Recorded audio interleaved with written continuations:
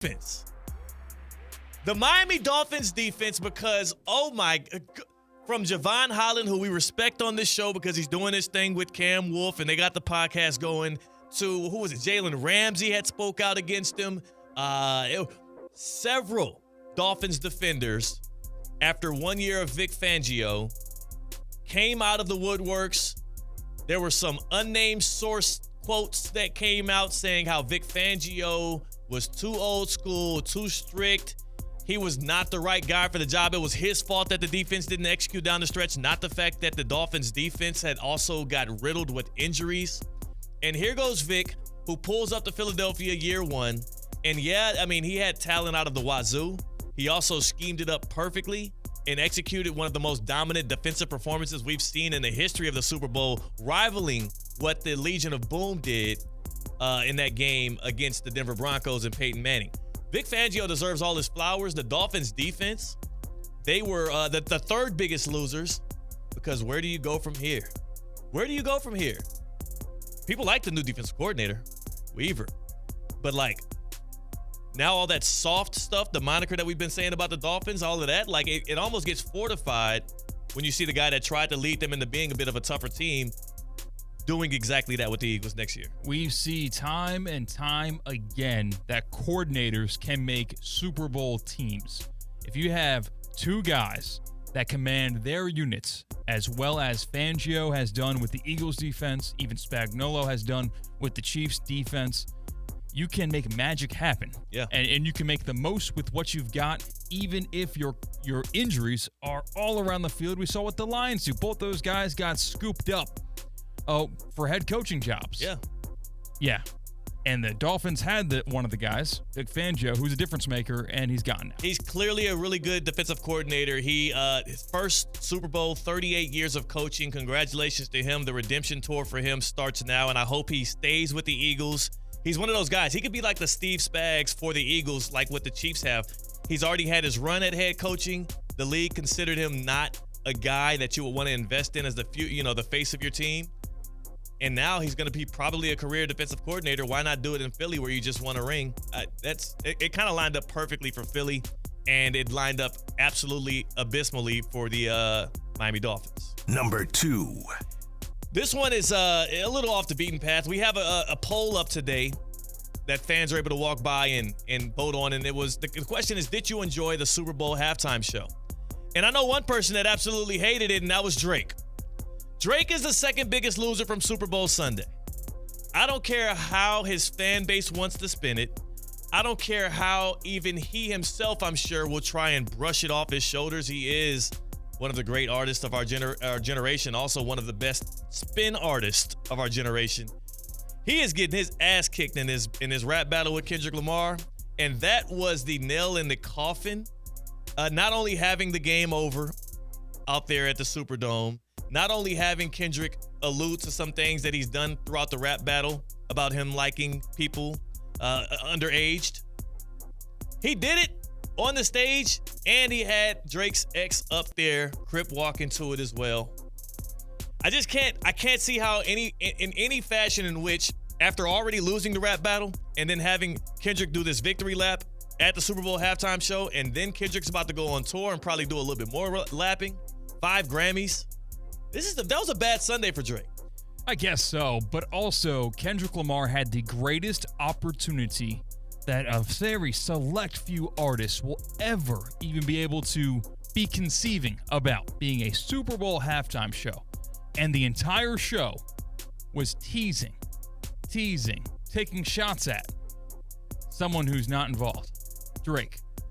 That was a lame move from Kendrick Lamar, a lame move from Serena Williams. We'll talk about that later on in the show. Wow, you're calling out Serena too. I don't care if she's in our backyard. No, I'm just saying you don't like her doing awful. that. Yeah, Stephen A. Smith had a great point about how she's married. Why are you putting that much energy into your ex-boyfriend? I can't wait to talk about this. About a decade ago. Get over it. I can't wait to talk about this. The Serena thing, the funny thing about the people that are criticizing Serena Williams in this is Serena has not been the one that's been obsessed with Drake or the beef this whole time. It's really been Drake himself who has been eliciting stuff. We'll get into that. I can't wait to get into that. But also, I did like it. You got to remember, too, where's Serena from? What, here? Compton. Oh, okay, that too. Yeah. Kendrick's from Compton. Well, like, I'm thinking if Kendrick reaches out and says, "Hey, come in, like do the crip walk, do the sea walk right here on stage as I'm getting it in," and why would she turn that down? It's the Super Bowl halftime show. Isn't that childish? No. Do you turn that down if you're Serena? Yeah. I don't think I turn that down. It's a just like you said, Kendrick had his one moment to share the stage, which by the way, he has performed at the Super Bowl before. This is his second time, just the first time soloing. I don't know, man. I enjoyed it, and I do think that Serena wasn't going to pass up on an opportunity of a lifetime, like you said, man. Yeah. Number one loser, though. We'll get to that. I can't wait to get to that. Number one loser from Super Bowl Sunday. Number one. Not Drake, not the Chiefs, not Patrick Mahomes' legacy, but Travis Kelce. Travis Kelce, there's nobody that had a worse Sunday than that guy, right? Like, going into the Super Bowl, it was all about the three-peat, all about, is he going to not just win a title, but propose to his girlfriend Taylor Swift? There were literal odds on this. People were betting their hard-earned money on whether or not he was going to not only win do a three-peat, but also propose to one of the biggest pop stars in the world. On top of that, he was a complete no-show from the opening Chiefs drive all the way through the end. He couldn't even get a touchdown in garbage time when Worthy and Hopkins were going off. Saw tweets talking about how Travis Kelce's got this uncomfortable engagement ring like in his sock. Oh, that is like it's like in his belt loop, and it's there the whole night, and he knows like halfway through the first quarter that he is not going to be able to propose tonight. That's crazy. And it's just irritating. Probably passing it off to like an assistant on the sideline. Hey, can you hold this? At what point did Kelce take the engagement ring out of his sock and give it to an assistant? It had to happen at halftime when nobody's looking. He couldn't do it on the sideline. That's a good point. There's too many cameras, too many people watching. You got to do it like, you got to pass it under like the bathroom stall. That's the story. That's the story I want to hear, though, is at what point did he take the engagement ring out of his sock, give it to an equipment manager? Also, which manager do you trust with that ring so he does not release the news that, yes, you indeed had a ring and didn't? Like, if I'm Travis Kelce with as much money as he makes, I'm throwing that thing in the garbage. Nobody can know. I had it in my sock ready to go. And for those listening or watching who are confused about what we're talking about, no, it's never been released that Travis Kelce was going to propose to Taylor Swift after the Super Bowl. We all kind of operated under that assumption because of the flair for the dramatic with the Kelce-Swift situation and how the Super Bowl goes. But it is funny to think about that scenario. It's crazy to think about. It's funny to think about. It's also sad because I'm sure he's not the only man in the world that had the perfect engagement or proposal idea baked up and then got into a situation and realized I can no longer do this. Oh, it's raining today. Dang it. Oof. Like, I thank God that I was 1 for 1 on my proposal. It worked out. What about the Florida State player a few years ago that proposed after Florida State got upset against Jacksonville State? He had to because her family came to the game. Oh, because he probably told her family about that. Yeah. So there's nothing you can do. You get upset. You get upset by this FCS school, but you still have to complete the mission because they're here for a reason. Like, that kind of sucks. Travis Kelce able to get out of that. Lastly, to part with, like, not only does she not get proposed to, she gets booed. He said his heart broke for her and he was confused by it and mad about the situation. There is nothing that went right for him at all throughout that day. Personal life, love life. He couldn't even fall back on the fact that his brother got a ring because Jason Kelce's retired. And he played bad too. Not just the Chiefs blowout loss. It's not like he was in Xavier Worthy's shoes with 100 and whatever yards and 2 touchdowns. He had a couple of drops. He sucked. Nobody had a worse Super Bowl Sunday than Travis Kelce. He also lost that shoving match with Jordan Davis. The Rob Gronkowski comps are all the way out the window. Whoa, really?